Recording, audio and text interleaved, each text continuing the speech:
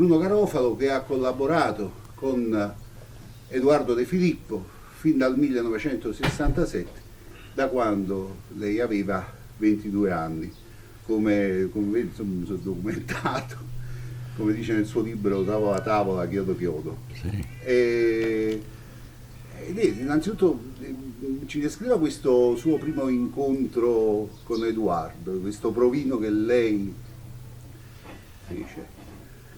In realtà fu tutto un po' casuale, perché io facevo parte con degli amici di un gruppo di teatro universitario amatoriale e già dal 66 avevamo messo in piedi questo gruppo. Dopo un paio d'anni la costumista in realtà era una stilista napoletana, Maria Consiglio,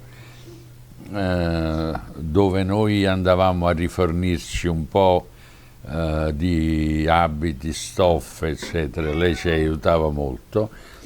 Poiché era abbastanza amica di Edoardo, ci propose di andare al San Ferdinando in gruppo per farci vedere, perché Edoardo stava curando la Scarpettiana e aveva bisogno di un po' di comparse per lo Scarfalietto ed altre commedie di Scarpetta. Quindi all'epoca noi guardavamo un po' al teatro d'avanguardia, contemporaneo, eccetera, da Ionesco a Beckett, eccetera. Non avevamo nemmeno la cognizione esatta di quello che fosse Edoardo in quel momento storico.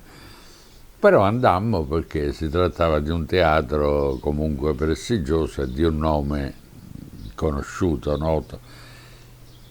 E ci presentammo tutti quanti lì. Quanti eravate? Eravamo una decina. Tra scenografi, costumisti, attori? Più che altro attori, regista Armando Pugliese, io scenografo. Edoardo ci accolse sul palcoscenico nudo, con un piccolo tavolino dove lui era seduto, e uno alla volta andammo a sederci di fronte a Edoardo, che più che farci un provino ci chiese un po' notizie sulla nostra attività, le nostre passioni, su come ci muovevamo nel teatro napoletano. A lui servivano poco i provini veri e propri.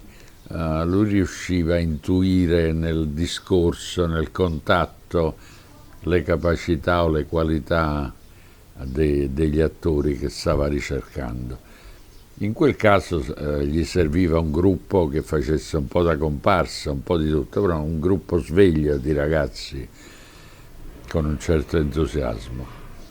Poi quando arrivò il mio turno e di un mio collega, Enzo Medusa, che pure si occupava di scenografia, si fece un po' raccontare cosa facevamo, io gli dissi che frequentavo l'accademia e che comunque mi ero impegnato con questo gruppo a realizzare le scene, perché le progettavamo e realizzavamo tutto noi in uno scantinato.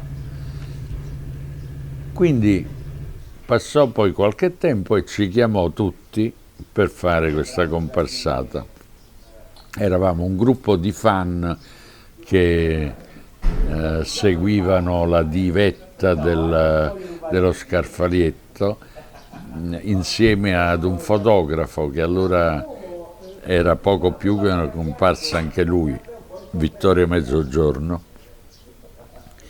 e dovevamo manifestare un certo entusiasmo all'arrivo di questa diva. Tutto bene. Poi con molta tranquillità, parsimonia e calma che lo contraddistingueva, ci chiese di fargli vedere qualche disegno. Io gli portai a vedere i disegni che facevo in accademia.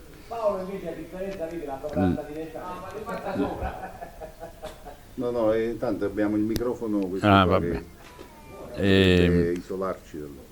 E lui disse: proviamo a fare una cosa, fatemi un bozzetto per Non ti pago, che era la commedia che doveva mettere in scena l'anno successivo.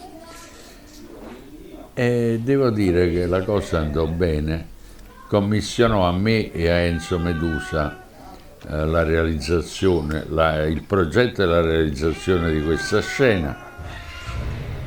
In quel caso firmai io il bozzetto e realizzavamo insieme. In un momento successivo il bozzetto per un'altra commedia lo realizzò Medusa. Però ci organizzammo per realizzare tutto nella soffitta del San Ferdinando. A lui l'entusiasmo di questi ragazzi piacque molto perché, a differenza di quello che si dice, lui nei confronti dei giovani aveva una grande disponibilità. Ci fece ripulire la soffitta del San Ferdinando, che era diventata un deposito nel frattempo, ci sistemammo e quindi avevamo la possibilità di stendere le tele, di organizzare un magazzino di colori, eccetera, eccetera. E così è cominciata la nostra avventura, quasi senza contrattare, quasi senza fare progetti, ma in maniera molto naturale. E che avevate soggezione quando parlavate con Edoardo la prima volta? Un po' sì, però devo dire che lui riusciva a metterci a proprio agio, perché non aveva mai l'aria di inquisire o di esaminare, ma aveva sempre un rapporto molto aperto, discorsivo, poche parole, pochissime. Tant'è vero che quando poi mi affidò il restauro della scena originale di Natale in Casa Copiello, mancava il presepe che era andato distrutto e mi chiese di rifarlo. Lui ogni tanto veniva fischiettando in silenzio alle mie spalle a vedere il lavoro che stavo facendo. Non diceva niente o chiedeva qualche piccola cosa su un particolare, eccetera, e andava via. Però io imparai a conoscerlo e a capire che quei silenzi volevano dire approvazione, altrimenti avrebbe detto qualcosa. E quindi andammo avanti così per anni, con poche parole, incontrandoci quando aveva un progetto, mi spiegava un po' quello che voleva e gli serviva. E poi devo dire mi ha dato sempre al 90% carta bianca, sempre accettato quello che gli ho proposto, semmai ha detto qualche parola per migliorare qualche particolare, ma devo dire ha sempre accettato con molta umiltà da parte sua nei confronti di un ragazzo il lavoro che gli veniva proposto. Quindi questo ha fatto di lui, ai miei occhi, una persona che oltre ad essere un grande professionista, un grande teatrante, era anche una persona di grande umanità e disponibilità, severo sicuramente, con se stesso prima di tutto e poi con gli altri. Ma questo ce lo ha detto in varie situazioni e ce lo ha spiegato quando alla fine della sua vita disse: il teatro è gelo. E voi ragazzi che come vostri punti di riferimento avevate il teatro di avanguardia come il Ionesco o il teatro dell'assoluto, come giudicavate Edoardo, che invece praticamente aveva un teatro di tradizione che proveniva insomma da Scarpetta, da Pedito, perché in realtà teatro realistico, neorealistico. Sì, no, ma lui si riferiva veramente alla nostra cultura, e io che vivevo in una famiglia piccolo borghese, quella cultura l'avevo già avvicinata, masticata, concepita da piccolo. Cioè mio nonno era un appassionato di poesia, inventava e recitava in piccole cose con la sua cerchia di amici e principalmente mi insegnò a fare il presepe.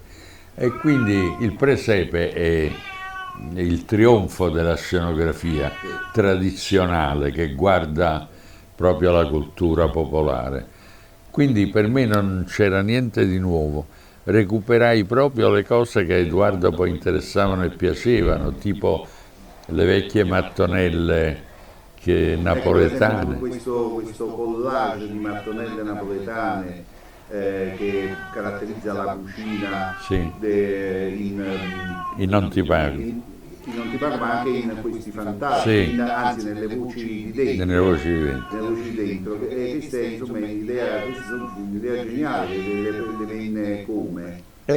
Perché a casa mia, poiché uscivamo dal dopoguerra, quando c'era da sistemare in cucina una parete, qualcosa, non si andava a comprare il set di mattonelle particolari, ma si utilizzavano anche i residui, gli scarti, eccetera. E quindi il collage della mattonella napoletana fa parte proprio della cultura nelle case. Infatti mi ricordo anche i miei nonni, insomma, avevano un pavimento dell'ingresso che era praticamente Un collage. insomma, di Certo, mattonelle certo. napoletane, siciliane. E poi devo dire che quei disegni un po' naif, un po' particolari, erano bellissimi.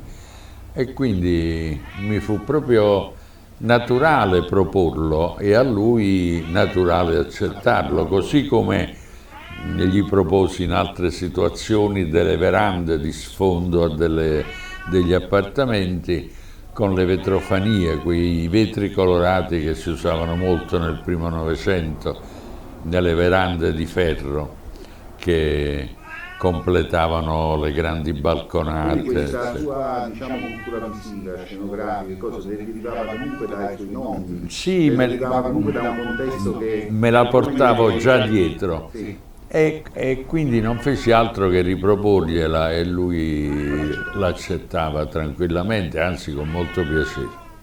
Ho capito. E questo Edoardo Cattivo, su cui ci sono diversi aneddoti. Lei per esempio racconta diciamo, un momento in cui ci fu un confronto molto duro, insomma, perché Edoardo insomma, mise il suo nome sotto la scrittura scenografia e quindi insomma lei a un certo punto insomma era giovane, però insomma le venne spontaneo. Sì, no, reagii subito. Ma tutto questo non era dovuto né a cattiveria né a prepotenza, forse chissà in quel momento, poiché lui aveva descritto nella preparazione di cani e gatti esattamente quello che gli serviva, avevo pensato, forse anche coadiuvato dall'allora amministratore Carlo Argeri, eccetera, di scrivere e denunciare che l'idea della scena era sua e io l'avrei realizzata. Però io gli posi subito un quesito, gli dissi: se lei è il regista, l'autore, l'attore principale, eccetera, è normale che lei dia delle indicazioni allo scenografo su quello che le serve. Ma lei mi ha dato indicazioni, non mi ha disegnato niente né proposto uno stile, mi ha semplicemente detto di cosa aveva bisogno. E io ho recepito tutto questo e gliel'ho restituito in un certo modo, da lei approvato e da voi, perché ci davamo del voi, approvato e sottoscritto. Io ho i bozzetti di molti costumi di cani e gatti con la sua sigla, perché lui in certi momenti intendeva ufficializzare la sua approvazione.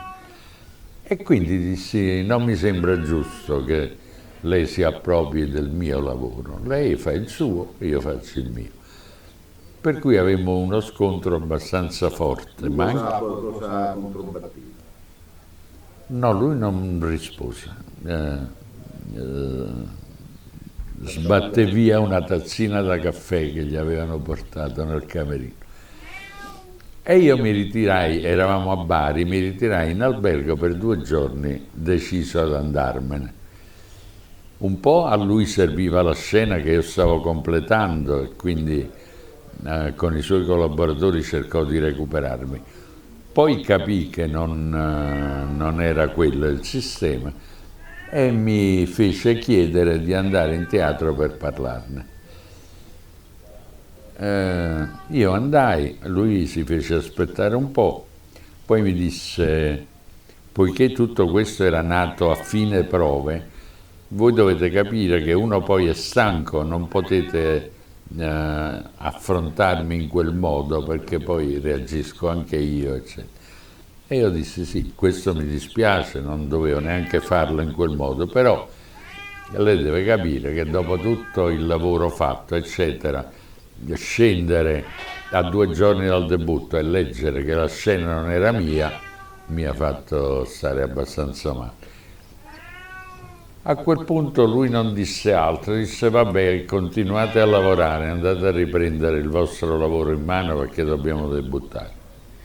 Questo un po' mi era bastato perché avevamo un po' chiarito le posizioni, però il giorno dopo, quando scesi, vidi che aveva fatto stampare delle pecette, cioè delle striscette da applicare a tutti i manifesti, dove diceva scene e costumi di Bruno Garofalo realizzate da Bruno Garofalo.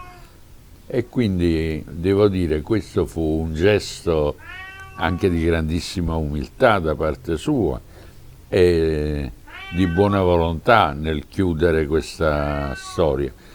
Questo vuol dire che ci fu uno scontro tra 2 caratteri comunque, per quanto io giovanissimo, abbastanza forti, cosa naturalissima quando poi le ragioni si chiariscono. E quindi da lì poi il rapporto è diventato ancora più tranquillo e cordiale. E questo mi ha fatto spesso ribattere a chi parlava di Edoardo cattivo, di Edoardo avaro. Non era avaro, era oculato perché lui gestiva una compagnia senza alcuna sovvenzione e quindi viveva del suo lavoro e del botteghino. E se poteva risparmiare su una striscia di velluto, risparmiava, giustamente. Così come quando alzava un po' la voce, ma per un attimo comunque si vedeva che era arrabbiato, lo faceva sempre con cognizione di causa, cioè c'era sempre un motivo. Non è mai stata gratuita la sua reazione a qualcosa. Lui non sopportava chi voleva prenderlo un po' in giro, non sopportava i furbi e non sopportava chi andava un po' a leccare per conquistarsi un po' più di disponibilità. Lo capiva e non gli piaceva. Lui voleva rapporti franchi, a volte anche duri, ma concreti e sinceri. Quindi era una persona di grandissimo spessore, severissimo, ma ripeto, severo innanzitutto con se stesso. Lui arrivava 3 o 4 ore prima in camerino per riguardare tutte le sue cose, sistemare i trucchi, i costumi, concentrarsi, e voleva che anche gli altri agissero più o meno in questo modo, che ci fosse silenzio nei camerini perché il vocio, le risate, la moina non contribuiva a creare l'atmosfera che poi si sarebbe dovuta verificare in palcoscenico. Quindi severo, però giusto, perché ha costruito dei momenti di teatro altissimi. Certo, esatto. E lei come da scenografo invece, come ha vissuto, diciamo, questo rapporto tra un teatro di tradizione, qua appunto di Edoardo, e invece guardare anche ad un teatro come si chiama, di sperimentazione, di cose eccetera, cioè in che modo, diciamo così, queste due opposte esigenze sono confluite poi nella sua opera concretamente? Perché devo dire che comunque la scenografia è alto artigianato, per quanto supportato da intuizioni artistiche. Quindi è un'arte che deve essere messa al servizio della drammaturgia. Se la drammaturgia è classica, va considerata come tale. Se è d'avanguardia, se è di ricerca, va seguita in quell'altro modo. Cioè, io non sono e non sono mai stato un pittore. Il pittore costruisce un suo stile, un suo modo di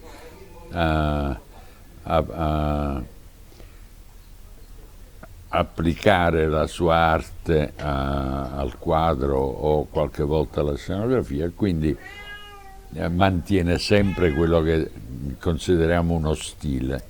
Lo scenografo deve essere poliedrico, deve poter evocare una scena classica, ma deve anche supportare invece un meccanismo cerebrale e intellettuale contemporaneo, se non anche proiettato nel futuro. Quindi non ho mai avuto questo tipo di problematica. Quando mi accostavo a un copione mi calavo in quella situazione, in quell'atmosfera, in quei contenuti. Tanto è che durante anche la mia permanenza con Edoardo ho anche curato scenografie di compagnie contemporanee, eccetera, in un altro modo. Poi ho avuto la fortuna di allestire la mostra antologica di Svoboda, che è diventato poi un mio punto di riferimento nel teatro del Novecento. Ho conosciuto da vicino lui e le sue opere, tutte o quasi tutte. Maestro delle luci. In particolare lui ha inventato proprio dei sistemi di illuminazione e ha costruito le sue scene in funzione della luce. Quindi ho avuto modo anche di convivere con altre esperienze, cosa che poi ho applicato in seguito, ma non mi sono mai fissato sul mio stile personale quanto su una mia tecnica realizzativa personale, però guardando appunto ai vari contenuti drammaturgici.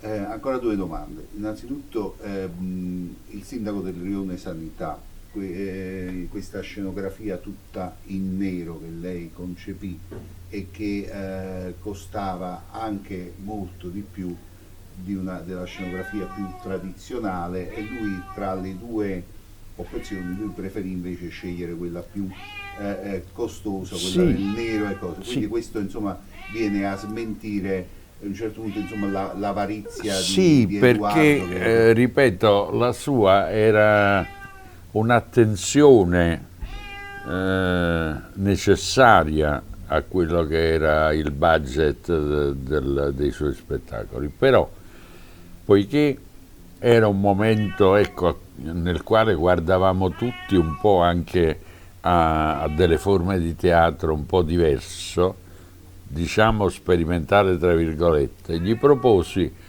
in una grande camera nera soltanto degli elementi che esaltassero i punti di riferimento della scenografia del sindaco, tanto che nella scena finale, il grande tavolo, quasi da ultima cena, si stagliava su tre pale, che erano quasi tre pale d'altare, che ricordavano il rione. Per fare questo e dare profondità al tutto, avevamo due soluzioni. Una, quella dei panni neri normali che si usano in teatro, che però a volte risultano un po' polverosi, un po' sgualciti. L'altra è quella di scegliere di far confezionare quinte e fondali in velluto nero, che in teatro dà la sensazione di grandissima profondità, cioè annulla gli oggetti e diventa spazio. Lui di questo se ne rese conto subito, per cui fu lui stesso a scegliere la soluzione più cara, Perché quella del velluto. lei adottò questo, diciamo così, questa concettualità in questa scenografia? Insomma, cioè, cioè, appunto per la drammaturgia, per quello Sì, che perché, raccontava, perché cioè come le venne, ci fu Perché questo cortocircuito? ritenevo che il sindaco, a differenza di tante altre commedie che riguardavano il mondo piccolo borghese napoletano, fosse qualcosa di più, una parabola sull'essenza dell'essere umano, sulla condizione umana e la condizione di Napoli in quel periodo. Per cui glielo proposi proprio per esaltare i contenuti e tenere in secondo piano il folklore. Quindi insomma una sorta insomma, di messa in scena laica, Sì, cioè, perché poi insomma al sacro del popolare però tradotto, perché poi lui comunque è un capo della sì, per me camorra, era insomma, un altare il palcoscenico del sindaco, perché il sindaco acquistava una dimensione internazionale, cioè rappresentava l'uomo, il dubbio dell'uomo, la buona volontà dell'uomo e le reazioni che certi personaggi potevano avere nei confronti anche delle ingiustizie, perché tutta la storia del sindaco nasce da un'ingiustizia alla quale lui da giovane aveva assistito aveva subito proprio, perché e subito. aveva subito. Per cui Edoardo recepì immediatamente in poche parole questo e gli piacque molto, tanto è vero che poi è stato aperto anche ad altre soluzioni. Cioè, per esempio, ci racconti di queste altre soluzioni che lei apportò, perché comunque qui è la sua opera di scenografo, Sì, per esempio nel monumento Mm. io guardavo un po' gli proposi di partire da questo monumento nel quale viveva questa piccola comunità di dropout napoletani, ma nemmeno napoletani, diciamo un po' universali anche quelli, di partire da un modellino sul palcoscenico che poi in qualche modo tecnicamente si ingrandisse e diventasse l'interno del monumento.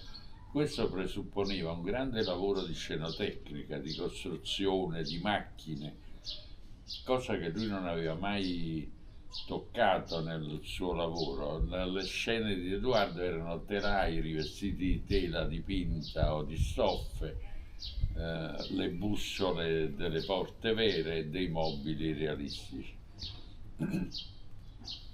Invece io gli proposi questa grande macchina, anche quella un po' costosa ed elaborata, e lui si dichiarò disponibilissimo subito e gli piacque molto l'idea che costruissimo tutto lì in teatro, tanto che questa enorme macchina teatrale che rappresentava all'interno del monumento, diviso in due parti, si muoveva su dei binari, scorrevano delle paratie che rappresentavano l'esterno e rivelavano l'interno del monumento. Questo fu adottata questa soluzione perché io non sono riuscito a vedere il monumento, diciamo così, ho letto la commedia, però Sì. nella versione Rai non sono riuscito a vedere, quindi forse non ci sta, insomma, nella versione Rai. La versione Rai non la conosco e non so come è stata realizzata. Perché non si occupò lei della scenografia No, della versione no. Rai. E quindi No. esistono solamente insomma delle fotografie di questo. Poche fotografie della prima edizione, La quando lo spettacolo ha debuttato. Perché mi pare che dall'inizio degli anni 70, insomma. Sì, con Laura Dani protagonista. Lui scrisse la commedia pensando a Anna Magnani, ma Anna Magnani ebbe un po' paura, non se la sentì, insomma si tirò indietro. Edoardo non si perse di coraggio e chiamò Laura Dani. Devo dire che fu bravo, molto bravo. E poi ci mise dentro tanti giovani, tra i quali alcuni di quelli che erano venuti con me al San Ferdinando a fare il provino. Uno degli ultimi fu Sergio Solli che sostituì Luca, che doveva fare un personaggio, il violinista di questo gruppo strano, un violinista di strada, e che invece fu improvvisamente chiamato a fare il servizio militare. E quella fu l'occasione perché mi chiese un consiglio su qualcuno che conoscessi, gli portai Sergio Solli, che era un fan di Edoardo e aveva una compagnia amatoriale. Edoardo gli parlò soltanto e decise che era lui, e infatti lo prese e fu bravissimo Sergio. E lì entrò in compagnia anche lui. Ecco, cioè con Edoardo i giovani avevano porte aperte, l'importante è che mostrassero di essere seri, appassionati e talentuosi logicamente, ma questo Edoardo lo intuiva, non gli fece nessun provino a Sergio, già sapeva che cosa gli avrebbe dato. Quello che sta emergendo da questa intervista, sta emergendo un Edoardo che abbandona sempre di più le quattro pareti, le tre pareti, la quattro pareti cose, della commedia borghese, la commedia scarpettiana e cose, per lanciarsi invece in narrazioni diverse, altre, molto lontano, completamente proprio all'opposto, o completamente diverse, ecco, da quella cosa, e quindi che ovviamente ha bisogno di un supporto scenografico diverso. Sì, perché lui si rendeva sempre più conto, per quanto fosse anche abbastanza umile nel suo essere quello che era, si rendeva conto dell'importanza dei contenuti di alcune commedie sue. E quindi c'è anche una sorta di evoluzione, cioè nel senso che prende Scarpetta, Pirandello e poi oltre, cioè Edoardo quasi contemporaneo, esatto, come messa in scena. Tanto è vero che lui era grande amico e ammiratore di Carmelo Bene, di Dario Fo, quindi lui si sentiva un contemporaneo, pur avendo una matrice diversa, però si sentiva... Questo porre attenzione in effetti alla scenografia, che non lo so, ma insomma raramente, diciamo così, è stato considerato la scenografia, ecco, fa vedere anche un'evoluzione drammaturgica. Sicuramente, tant'è vero che uno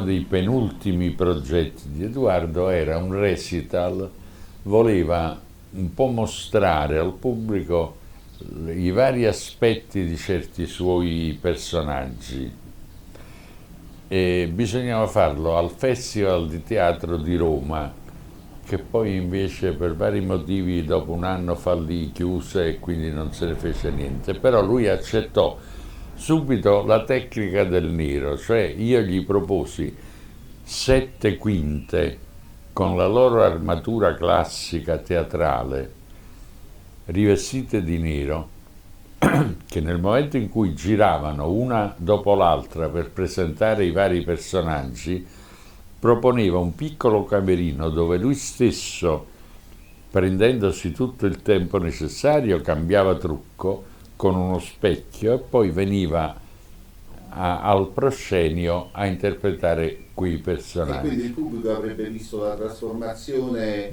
attoriale da un personaggio all'altro continuamente, attuata, insomma, dal trucco dal trucco e dagli abiti, cioè si proponeva in maniera anche un po' sperimentale, un po' quasi da teatro da strada, che prende dove l'artista insomma si prepara davanti al pubblico e quello e la sua preparazione costituisce essa stessa spettacolo. Quello che a lui interessava era dare vita ai contenuti del suo personaggio, e si aiutava anche facendo capire che togliendo la coppola e la sciarpetta di Luca Copiello e mettendo la giacca e la camicia del sindaco già modificava il personaggio. In più interveniva con semplice trucco, semplice perché lui utilizzava proprio il minimo indispensabile, qualche parrucca, segni di matita, eccetera. Un vecchio espediente che si usava sin dai tempi di Petito, quello di mettere un po' di rosso sotto al naso e un po' ai lobi dell'orecchio. Non si sa come e perché, ma questo esaltava un po' il viso del personaggio. Insomma, si divertiva anche molto a fare tutto questo. Perché poi ricordiamo, insomma, Edoardo Scarpetta è stato allievo Di Petito, la la storia compagnia, è quella. fino alla morte, ha assistito alla morte di Petito Assolutamente.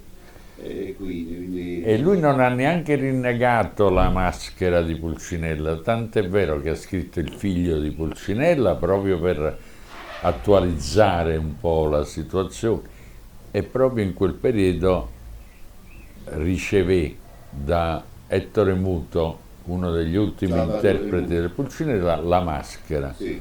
Maschera originale di De Muto, che lui ha conservato sempre e ha usato, e che mi permise di realizzare in un calco delle poche copie, una delle quali conservo ancora con grande amore, devo dire, ed è una delle maschere che dettano legge nella fisionomica di Pulcinella, è quella giusta, diciamo. Mi ha colpito nella sua narrazione del libro il fatto che lei ha costruito tutti gli oggetti, anche gli oggetti di scena,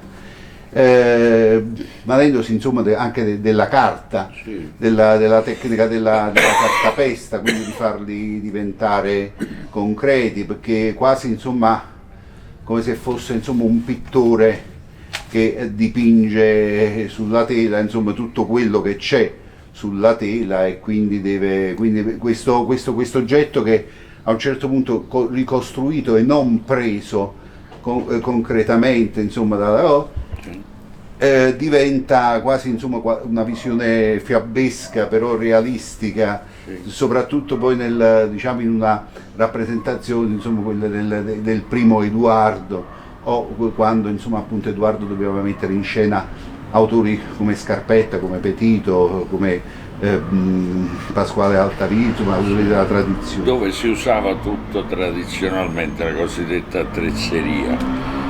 Però anche quello fu un suggerimento di innovazione che quella è una cosa che lei propose, lei è Edoardo. Sì, a Edoardo piacque molto, anche perché io non inventavo niente, mi rifacevo a certe sue teorie, per cui il teatro deve essere verosimile, a rasentare l'allegoria, ma non essere realistico come lo è il cinema. Cioè, lui diceva che a 20 metri, 30 metri un oggetto deve continuare a rappresentare quello che è e quello a cui serve. E molto spesso una tazzina da caffè a 20 metri quasi non si vede, per cui io gli proposi proprio di sottolineare questi oggetti, recuperando gli oggetti stessi anche realistici, però un po' in dimensioni un po' sovracalcolate, rivestite di carta e dipinte, per cui da lontano. Quindi alla base c'era sempre la tazzina concreta, c'era l'oggetto però concreto. Da lontano il colore, il tratto esaltava un po' pittoricamente quello che era l'oggetto calato nelle atmosfere necessarie. Questo venne anche dal fatto che lui mi disse che per le corone da Re Maggi usate in Natale in Casa Cupienno valeva più costruirle in cartone e rivestirle di carta argentata, che da lontano avessero una loro presenza, che non noleggiando una corona in ottone vera che rappresentava una corona regale, sia pure semplice, che i protagonisti di Natale in Casa Cupienno non avrebbero mai potuto recuperare. ma che recuperavano nell'immaginario collettivo costruendole con materiale povero, come era povero il materiale del presepe. Questo contribuì nel tempo a farmi entrare in questo meccanismo intellettuale di Edoardo, che voleva sempre che ci fosse una forma di allegorica nei confronti anche dell'oggettistica e mai realistica al massimo.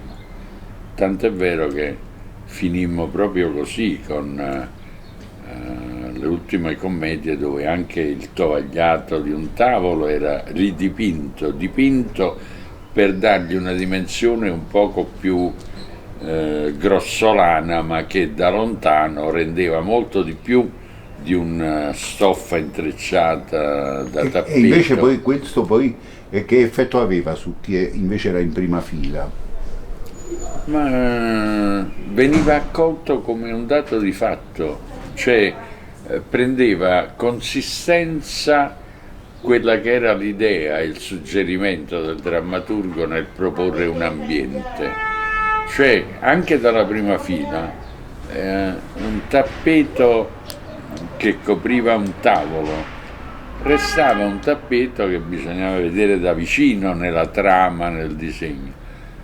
Già dalla prima fila acquistava quella dimensione leggermente sulle righe che raccontava meglio l'essenza, la qualità, il genere dell'oggetto stesso. Cioè, noi ponemmo una specie di lente di ingrandimento sul palcoscenico tra la scenografia e la realtà del pubblico, la capacità del pubblico di recepire quei messaggi, quelle cose, perché anche il modo con il quale veniva decorata una tazzina connotava l'ambiente, il grado di socio-economico, culturale, esatto, culturale vissuto da quella famiglia, certo, in senso antropologico, insomma. Certo. E quindi è come una sorta di lente di ingrandimento che doveva dare l'impressione che si era in una realtà, cioè di dire un po' onirica, ecco, sì. Però in realtà tutto faceva che dare l'impressione di una realtà, cioè sì. Alla fine, insomma, questo teatro di Edoardo, che soltanto superficialmente lo si può definire, diciamo, realistico, perché poi magari forse per poche commedie, per Napoli Milionaria o per Filumena Marturano, però che comunque che poi è andato oltre il realismo, il neorealismo, sì. Insomma. È stato un po' iperrealista e a volte in certi momenti quasi surreale, quasi metafisico, sempre rispettando totalmente fino in fondo i contenuti drammaturgici. Cioè, a lui divertiva l'idea di reinventare certe realtà e quindi nei limiti, diciamo, del rispetto dell'ambiente scenografico, eccetera, lo apprezzava molto, questo fino alla fine. Okay. Fino a quando lui nell'80 si ritirò dalle scene. Sì, tanto è vero che quando lui ha scritto La Tempesta, consapevole del fatto che non si poteva mettere in scena come si metteva Shakespeare anni prima, cioè con una scenografia fatta di cartapesta, di fondali dipinti, eccetera. Lui immaginò un'isola vera e propria, costruita al centro di una platea, dalla quale avrebbe fatto togliere tutte le poltrone e avrebbe fatto distribuire il pubblico intorno e sui palchi, per dare l'idea proprio della dimensione e della solitudine di questi protagonisti in un'isola al centro. Però lui la concepiva per attori, non per marionette, oppure già... No, per attori. Per attori.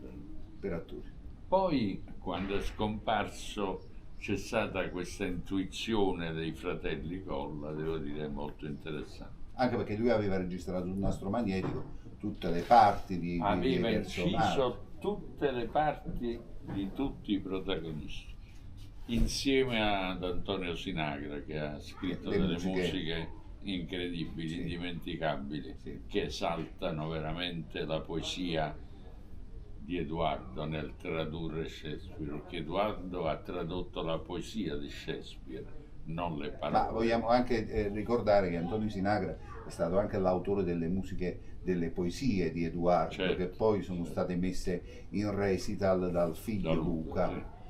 Per cui lui fino all'ultimo avrebbe voluto Innovare. progredire nell'innovazione pur mantenendo i contenuti che gli erano consoni, chiari. Però a me fa molto piacere parlarne con lei, perché bisogna sfatare il luogo comune dell'Edoardo burbero, cattivo e tirchio. No, Edoardo era personalmente, come uomo, una personalità immensa. Aveva i suoi difetti come tutti noi, poteva avere dei momenti di un po' di esplosioni, ma che duravano poco, ma comunque naturali e normali per una grandissima personalità che spesso doveva navigare e lottare contro muri di carattere politico, sociale, che mostra anche il suo interesse veramente reale per i giovani. È stata quella Delle elezioni della a sua, Roma e a Firenze. del suo impegno in Senato e con la creazione di Niside della scuola di scena tecnica. Quindi fino all'ultimo ha mostrato di essere ben altro e ben più di quello che normalmente si dice. Ok, va bene maestro, noi la lasciamo perché insomma togliamo il disturbo, perché ma veramente insomma è stato una lezione, intervista lezione insomma interessante, magistrale di quello che praticamente... Dico quello che ho vissuto e le mie impressioni poi. Certo. È un peccato che tutto questo si stia allontanando, cioè i giovani di oggi, Edoardo, non sanno manco chi è.